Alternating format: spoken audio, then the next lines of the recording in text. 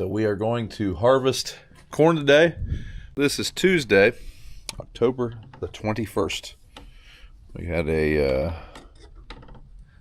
little shower this morning.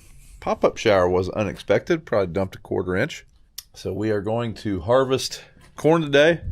But before we can do that, we've got to dump a couple truckloads of beans. Didn't realize we still had beans in trucks, and we need to get that taken care of.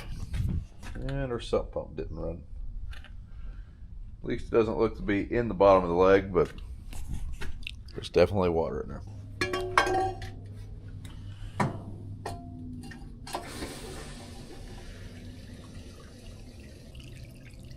And that pump didn't run.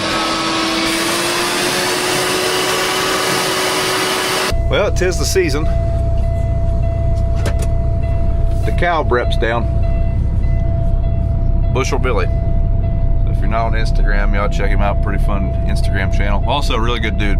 Come down for a little visit.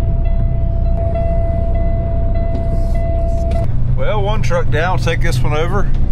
Get a ride back and dump another one. I believe the combine's ready to go. So as soon as we can get some trucks moved around, we'll start combining corn.